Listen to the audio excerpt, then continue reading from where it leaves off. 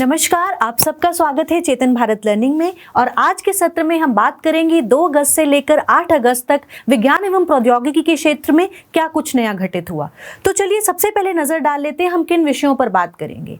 आज हम बात करेंगे ट्विटर के बारे में, यानी कि केंद्र की आपत्ति जताने के बाद ट्विटर ने अब नियुक्ति की है एक भारतीय की, जो कि एक शिकायत अधिकारी के रूप में अपनी सेवाएं प्रदान करेगा। ऐसा ट्विटर ने क्यों किया और खास नियम कौन से हैं जिनका अनुपालन कर रहा है अब ट्विटर, इस बारे में हम समझेंगे। इसके बाद चलेंगे अपनी अगली खबर पर, जो केरल का रुख करती है, जहां पर स्वास्थ्य मंत्रालय के लिए एक खतरे की घंटी बन गई है जीका वायरस, क्योंकि केरल में 65 मामले सामने आए हैं जीका वायरस के। तो जीका वायरस क्या है, कैसे फैलता है, इस बारे में हम बात करेंगे। इसके बाद बात करेंगे अश्वगंधा के बारे में।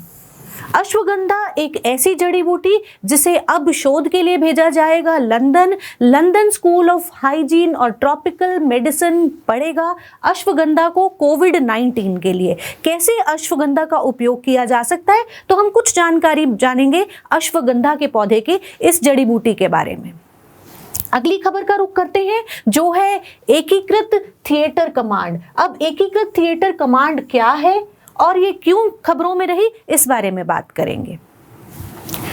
अगली खबर है हमारी ऐसी एक पत्र के बारे में जो कुछ खास विशेषज्ञों ने लिखा है सरकार को, और वो चाहती है कि अनिवार्य फूड फोर्टिफिकेशन जो कि अब हमारी गवर्नमेंट करना चाह रही है, इस पर उन्होंने खास चिंता जताई है। तो ये चिंता क्या है और इस पत्र में क्या क्या कहा गया है और विशेषज्ञ क्या जानते हैं, क्या मानते हैं इस फूड फोर्टिफिकेशन के बारे में, तो हम कुछ संक्षिप्त में इस बारे में भी बात करेंगे। अंत में हम बात करेंगे ई-रूपी के बारे में, जिसकी शुरुआत प्रधानमंत्री मोदी ने की है। तो ई-रूपी क्या है और ये कैसे काम करता है, इस बारे में जानेंगे। तो चलिए रुक करते हैं सबसे पहले अपनी पहली खबर, जो है ट्विटर ने केंद्र के साथ परेशानी के बाद अब भारतीय मूल के एक व्यक्ति को बना दिया है शिकायत अधिकारी। ये नियुक्ति की है ट्विटर ने, क्योंकि यह खास सूचना एवं प्रौद्योगिकी नियमों का अनुपालन है, और अगर इन नियमों का अनुपालन ट्विटर नहीं करेगा तो वह अपने पद को संरक्षित नहीं कर पाएगा। तो बात करते हैं इन खास सूचना प्रौद्योगिकी नियमों के बारे में। नए सूचना प्रौद्योगिकी नियम खास है क्योंकि अब इन नियमों के तहत हर एक SSMI को वरिष्ठ अधिकारी नियुक्त करने पड़ेंगे, जो कि काम करेंगे CCO के रूप में, चीफ कंप्लायंस ऑफिसर के रूप में, और साथ ही साथ नियुक्ति होगी और 2 खास पदों पर। सबसे पहले हम जान लेते हैं कि खबरों में ट्विटर क्यों रहा। ट्विटर खबरों में इसलिए रहा क्योंकि अब तक इन नियमों की अनुपालना करने के लिए, सूचना प्रौद्योगिकी 2021 के नियमों की अनुपालना करने के लिए खासकर ट्विटर ने एक ऐसे कार्यकर्ता जो कि इंतरिम या आकस्मिक कार्यकर्ता की नियुक्ति की थी, जिस पर हमारी सरकार ने आपत्ति जताई, और अब यह पद कर दिया गया है एक भारतीय के लिए। तो 25 फरवरी को आए नए सूचना प्रौद्योगिकी रूल्स या नियम 2021 के तहत, जो कि 26 मई से लागू हुए, अब कुछ खास निर्देश दिए गए हैं। तो इन खास दिशा निर्देशों पर नजर डाल लेते हैं, जिनमें सबसे पहले और महत्वपूर्ण है कि सभी OTT प्लेटफॉर्म या डिजिटल पोर्टल एक खास ग्रीवियंस प्रणाली को बनाएंगे, को अधिदेशित करेंगे। ग्रीवियंस प्रणाली अर्थात शिकायत निवारण प्रणाली, यानी कि कोई भी व्यक्ति अगर खास तौर पर OTT या डिजिटल पोर्टल के खिलाफ किसी भी तरह की शिकायत दर्ज करता है, कोई भी सोशल मीडिया उपयोगकर्ता अगर कोई शिकायत दर्ज करता है, तो अब उसके लिए एक खास निवारण प्रणाली भी है। और इसी अधिनियम, इसी दिशा निर्देश के तहत एक मुख्य अनुपालन अधिकारी CCO, एक मुख्य अनुपालन अधिकारी व्यक्ति होना चाहिए, जो कि भारतीय मूल का व्यक्ति हो, और वे 24 घंटे हफ्ते के 7 दिन खास तौर पर कानून प्रवर्तन एजेंसियों के साथ मिलकर काम करेगा। इसी के साथ मैंने आपसे बात की थी कि 2 और व्यक्तियों की नियुक्ति की जाएगी जो कि भारतीय मूल के होंगे और वो अंतरिम नहीं होंगे। वह होगा एक शिकायत अधिकारी, जो कि कोई भी उपयोगकर्ता अगर किसी भी प्रकार की मुसीबत में है तो 24 घंटे के अंदर, यानी कि शिकायत दर्ज करने के 24 घंटे के अंदर अंदर उसकी शिकायत को दर्ज करेगा और 15 दिन के अंदर अंदर इस शिकायत का निपटारा भी होगा। यह काम करेगा शिकायत अधिकारी। और साथ ही साथ एक नोडल एजेंसी भी बनाई जाएगी जिसका काम होगा किसी भी आपत्तिजनक सामग्री को हटाना। यानी कि उपयोगकर्ता अगर ये कहता है कि उसकी किसी भी प्रकार से किसी भी कंटेंट द्वारा गरिमा के खिलाफ है वो कंटेंट, तो ऐसी सामग्री या ऐसा कंटेंट शिकायत दर्ज होने के 24 घंटे के अंदर अंदर उस OTT प्लेटफॉर्म से या डिजिटल प्लेटफॉर्म से हटा लिया जाएगा।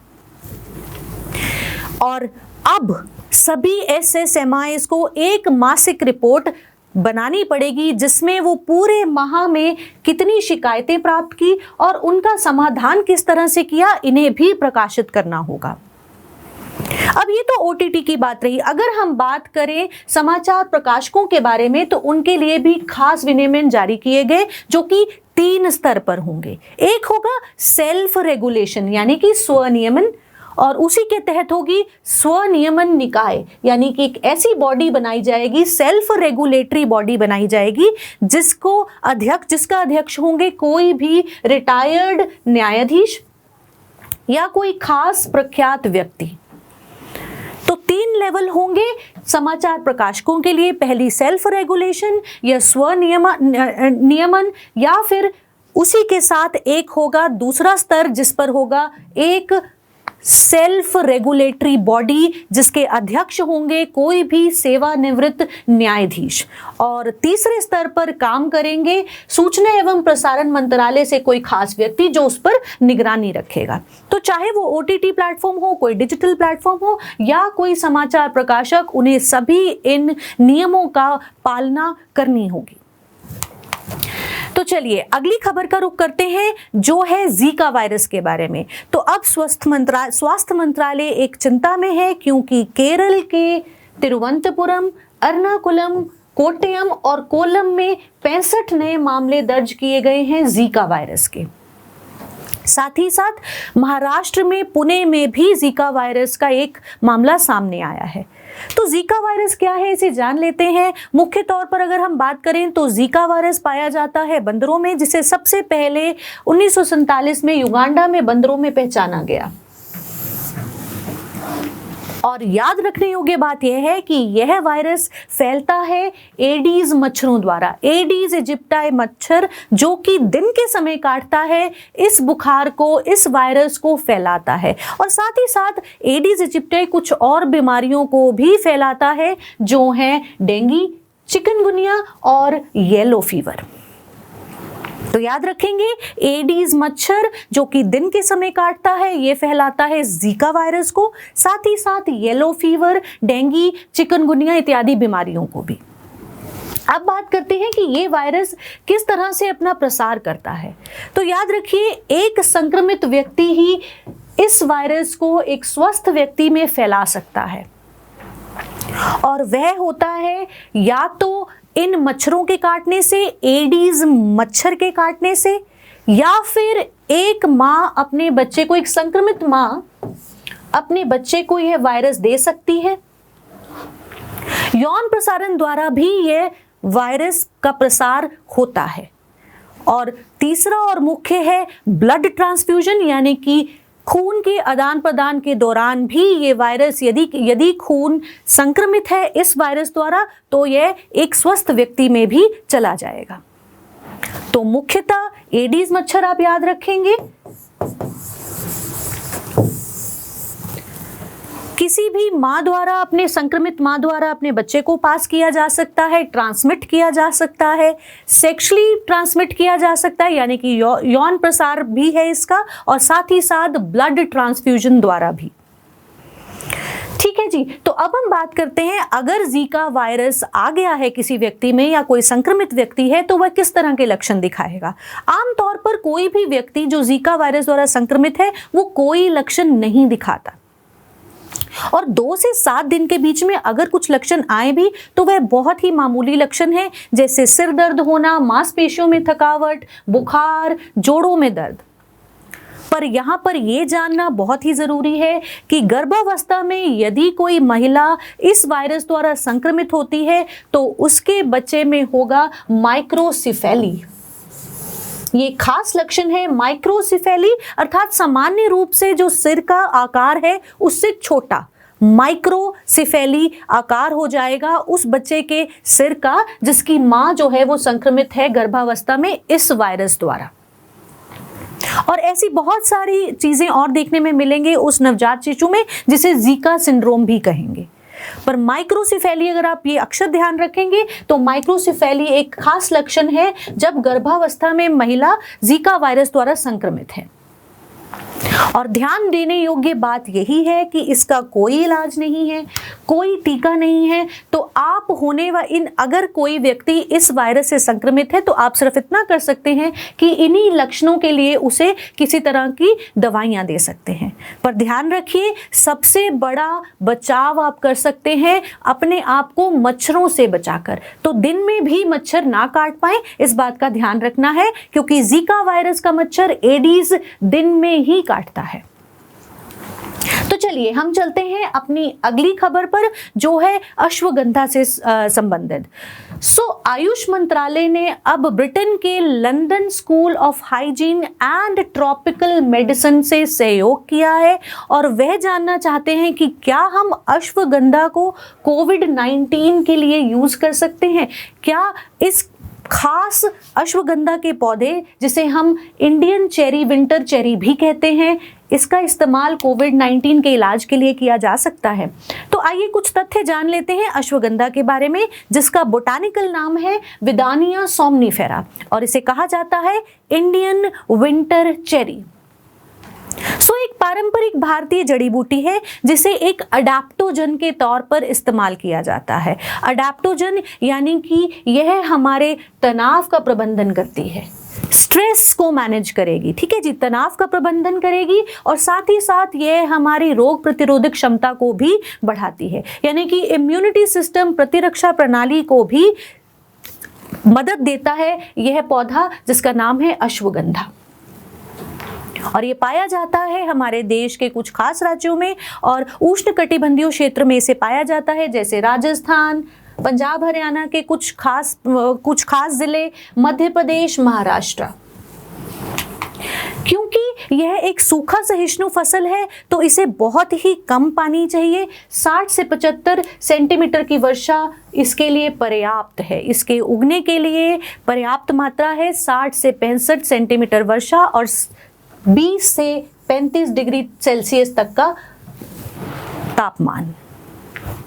तो याद रखेंगे यह एक ऐसी फसल है जो कि सूखा सहिष्णु फसल है और बहुत ही कम मात्रा में इसे चाहिए पानी, बहुत ही कम मात्रा में चाहिए इसे पानी और 20 से 35 डिग्री सेल्सियस तक का तापमान ये सह सकता है। साथ ही साथ ये हर प्रकार की जमीन में, सॉइल में उग सकता है, चाहे फिर वो रेतीली जमीन हो, रेतीली मिट्टी हो, लाल मिट्टी हो या फिर काली मिट्टी हो। तो अश्वगंधा के बारे में ये याद रखेंगे और ध्यान रखेंगे। अब लंदन स्कूल ऑफ फिजिक्स इस विदानिया सोमनीफेरा अश्वगंधा को पढ़ना चाहता है ताकि का अध्ययन करना चाहता है ताकि वो कोविड-19 के लिए कुछ खास दवाई बना सके। तो चलिए आगे चलते हैं। अगली खबर है एकीकृत थिएटर कमांड में। हाल ही में हमारे तीनों सशस्त्र बल खबरों में रहे क्योंकि एक युद्ध गेमिंग अभ्यास आयोजित किया गया तीनों सेनाओं के बीच, जिसे कहा जाता है एकीकृत त्रिसेवा या एकीकृत थिएटर कमांड। अब एकीकृत थिएटर कमांड क्या है? एकीकृत यानी कि यूनिफाइड। अब ये तीनों कमानों को जोड़कर बना है। तो खास तौर पर अगर हम बात करें तो हमारे भारत के पास हैं 19 सैन्य कमान, जिसमें से 17 सेवाोन्मुख हैं और अगर हम बात करें थल सेना और वायु सेना तो दोनों के पास हैं 7-7 कमान और नौसेना के पास है 3 कमान। इसके अलावा हमारे भारत में है त्रिसेवा कमान, जो कि अंडमान और निकोबार कमान है, और एक है स्ट्रेटेजिक फोर्स कमान या रणनीतिक बल कमान, जो कि हमारे देश के परमाणु भंडार की देखभाल करती है। तो ये तो थी कुछ पृष्ठभूमि जो कि आपको मालूम होनी चाहिए हमारी सेना के कमानों के बारे में। अब मैं वापस आती हूँ एकीकृत थिएटर कमांड पर। तो एकीकृत थिएटर कमांड एक ऐसी कमांड है जो तीनों कमानों का एकीकृत है, यानी कि एक ही कमांडर के अंडर, एक ही कमांडर के तहत इन तीनों सेनाओं को इकट्ठा किया गया है, जहां पर ये खास तरह की प्लानिंग कर सके, खास तरह से काम कर सके, ताकि भविष्य में होने वाली किसी भी आपदा या किसी भी लड़ाई के लिए हम अपने देश को तैयार रख सकें। अब यहाँ पर एक ही कमांडर होगा और उस कमांडर को किसी भी एक व्यक्तिगत सेवा के लिए जवाबदेही नहीं होना होगा। और ये कमांडर, चाहे वो थल सेना हो, वायु सेना हो या नौसेना हो, उसके सभी संसाधनों का उपयोग करने में सक्षम रहेगा। सो एकीकृत थिएटर कमांड आप याद रखेंगे और यह भी ध्यान रखेंगे कि इसे बनाने से लाभ क्या होगा। तो ये एक बेहतर प्लानिंग में काम करेगा, मिलिट्री रिस्पांस जो कि एक बेहतर तौर पर बनाए जा सके उसमें बनाने में ये मदद करेगा। साथ ही साथ यह हमारी युद्ध की आने वाली लागत को भी कम करेगा।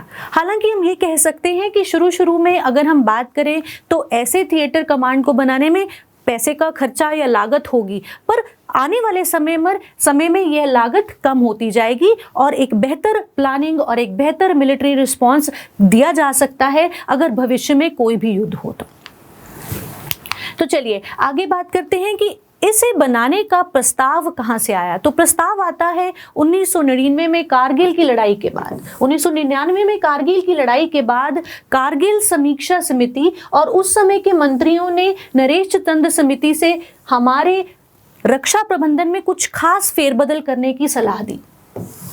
और फिर शेखावतर कमेटी जिसके हेड थे, जिसके प्रबंधक थे डीबी शेखावतर, उन्होंने हमें सिफारिश की सीडीएस और थिएटर कमांड के पद बनाने की।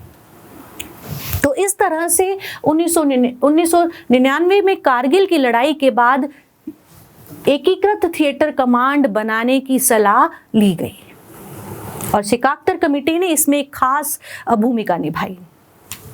तो चलिए अब बात करते हैं हम अपनी अगली खबर की।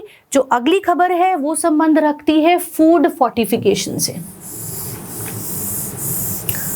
हमारे देश के कुछ खास पोषण विशेषज्ञ, अर्थशास्त्री, डॉक्टर और कुछ खास किसान यानी कि 170 व्यक्तियों ने मिलकर पत्र लिखा है FSSAI को, जहां पर वो चिंता जता रहे हैं अनिवार्य फूड फोर्टिफिकेशन पर। केंद्र जहां बात कर रहा है विटामिन और खनिजों के साथ चावल, तेल का उत्पादन बढ़ाने में, वहीं पर हमारे कुछ खास विशेषज्ञ ये कहते हैं कि ऐसी फूड फोर्टिफिकेशन हमारे लिए नुकसानदेह ज़्यादा होगी। तो सबसे पहले समझ लेते हैं कि फूड फोर्टिफिकेशन है क्या। फूड फोर्टिफिकेशन का अर्थ है कृत्रिम रूप से कुछ ऐसे पोषक तत्व डाले जाएं खास खाद्य पदार्थों में। फिर वो खाद्य पदार्थ हो सकते हैं कोई भी तेल या कोई भी दूध से बनी हुई चीज़, कुछ और फसलें या कुछ खास ऐसी उत्पाद जिनका सेवन हम रोज करते हैं। तो हम ऐसे पोषक तत्व कृत्रिम रूप से डाल रहे हैं जो कि हमारे स्वास्थ्य को अच्छा करने के बजाय हमें विषाक्तता उत्पन्न करेंगे। तो वो कैसे, हम नजर डाल लेते हैं ये पत्र पर जो कि खास तौर पर लिखा गया FSSAI को। तो राष्ट्रीय पोषण संस्थान के पूर्व उप निदेशक वीणा शत्रुघ्ना ये कहती हैं कि हम फूड फोर्टिफिकेशन का करने का जो विचार बना चुके हैं यह बिल्कुल ही निराधार है। निराधार इसलिए क्योंकि अगर हम बात करें किसी खास पोषक तत्व के बारे में तो हमारे शरीर में कोई भी खास पोषक तत्व अकेले तौर पर काम नहीं करता। और अगर हम भारत के उपलक्ष्य में से देखें तो भारतीयों के अंदर अगर हम डेफिशिएंसीज पाई जाती हैं तो वो पाई जाती हैं क्योंकि हमारी जो खाद्य प्रणाली है, जिस तरह से हम खाना खाते हैं, उसमें हम संतुलित आहार नहीं लेते। तो संतुलित आहार लेने से अगर कोई भी डेफिशिएंसी या कोई भी कमी दूर की जा सकती है तो उसके लिए फूड फोर्टिफिकेशन करना कहाँ तक उचित है, यह सवाल था इनका, वीना शत्रुघ्ना का। और साथ ही साथ वो यह भी कह रहे हैं कि अगर हम बात करते हैं खास पोषक तत्वों को यानी कि विटामिन्स मिनरल्स को बढ़ाने की बात करते हैं तो उससे हो सकता है यानी कि होता है हाइपर विटामिनोसिस। तो बजाय कि फूड फोर्टिफिकेशन हमें कोई फायदा करे, ये हमारे शरीर के अंदर विषाक्तता को उत्पन्न करता है। और अगर हम सही मात्रा में सब्जियों का या पशु प्रोटीन की खपत बढ़ा देंगे अपने आहार में तो हम सारी कमियों को कम कर सकते हैं। उसके लिए फूड फोर्टिफिकेशन का होना ज़रूरी नहीं है। एक खास बात जो उन्होंने अपने इस पत्र में कही वो ये थी कि किसी भी पोषक तत्व का अगर हम सही तौर पर इष्टतम अवशोषण करना चाहते हैं यानी कि ऑप्टिमम यूटिलाइजेशन करना चाहते हैं तो वह अकेले नहीं हो सकती। उसके लिए हमें बाकी सब पोषक तत्वों की भी सही मात्रा लेनी होगी। और साथ ही साथ यहाँ पर उन्होंने ये भी चिंता जताई कि अगर फूड फोर्टिफिकेशन की अगर हम बात कर रहे हैं तो यह फूड फोर्टिफिकेशन स्थानीय तेल या चावल या भारतीय किसानों की अर्थव्यवस्था को नुकसान पहुंचाएगा। वो कैसे? क्योंकि ये कुछ खास कंपनियां जो कि फूड फोर्टिफिकेशन करना चाहती हैं केवल उन्हें ही फायदा पहुंचाएगा, उनकी अर्थव्यवस्था को मजबूत करेगा, आर्थिक हालात को मजबूत करेगा और हमारे किसानों के आर्थिक हालात इससे कमजोर हो जाएंगे। अगर हम कुपोषण से लड़ना चाहते हैं, किसी भी डेफिशिएंसी से को ख़त्म करना चाहते हैं, पोषक तत्व की कमी को पूरा करना चाहते हैं तो हमें संतुलित आहार लेना पड़ेगा और आहार विविधता बढ़ानी पड़ेगी। ठीक जी, तो ये थी खास बात जहां पर उन्होंने ये कहा कि गुटबंदी की जा रही है, कुछ खास कंपनियां चाह रही हैं कि फूड फोर्टिफिकेशन की जाए जिससे हमारे किसानों को या लघु उद्योगों को की आर्थिक स्थिति खराब हो सकती है। तो चलिए हम अपनी अगली खबर पर चलते हैं जो है ई रूपी के बारे में। प्रधानमंत्री जी ने ई रूपी की शुरुआत की। ई रूपी क्या है? ई रूपी है एक ऐसा इलेक्ट्रॉनिक वाउचर जो कि डिजिटल पेमेंट सॉल्यूशन है और ई रूपी बनाया गया है एनपीसीआई द्वारा यानी कि national payment corporation of India, department of financial services, ministry of health and welfare और नेशनल हेल्थ अथॉरिटी ने इसे तैयार किया है। ये ई रूपी खास तौर पर व्यक्ति विशिष्ट और उद्देश्य विशिष्ट भुगतान प्रणाली है। अब ये किस तरह से काम करेगी? ये अगर हम बात करें ना तो ये एक कैशलेस और कंटैक्टलेस इंस्ट्रूमेंट है जो कि काम करेगा क्यूआर कोड या एक एसएमएस स्ट्रिंग द्वारा, जिससे हम इस वाउचर को लाभार्थियों के मोबाइल तक पहुंचा सकते हैं। अब किसी भी भौतिक इंटरफेस के बिना डिजिटल तरीके से हम लाभार्थी तक बिना किसी लीक के यानी कि लीक प्रूफ तरीके से लाभ पहुंचा सकते हैं। और क्योंकि ये प्रीपेड है तो यह बिल्कुल सही समय पर भुगतान का आश्वासन भी देता है और इसे बनाया गया है यूपीआई प्लेटफॉर्म पर। तो अब तक देश के 11 सरकारी और निजी क्षेत्र के बैंक इस नए पेमेंट मोड का समर्थन कर चुके हैं। इनमें से कुछ तो केवल इसे इशू करेंगे और कुछ इसका रिवीजन भी करेंगे।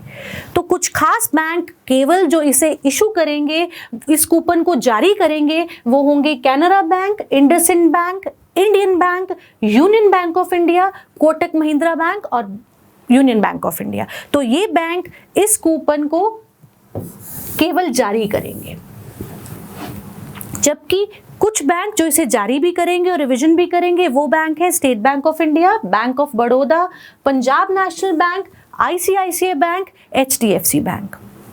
अब ये ई रूपी काम करेगा यूपीआई प्लेटफॉर्म पर और ये खास तौर पर क्यूआर कोड या एक मैसेज की तरह काम करेगा जो लाभार्थी तक पहुंचाएगा सही समय में लीक प्रूफ तरीके से और किसी भी फिजिकल भौतिक इंटरफेस के बिना डिजिटली तरीके से पैसे पहुंचाने में मदद करेगा।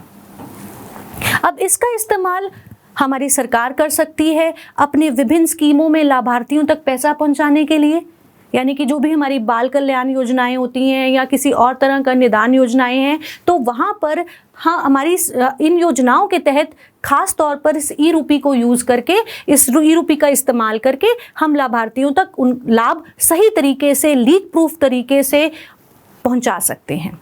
साथ ही साथ कुछ प्राइवेट कंपनियां भी इसका इस्तेमाल कर सकती हैं। तो अगर हम कुल मिलाकर देखें तो ई रूपी के क्या फायदे हैं? कंटैक्टलेस, कैशलेस ट्रांसफर, तो यह होगा लाभार्थियों के लिए पूरी तरह से डिजिटल सेवा।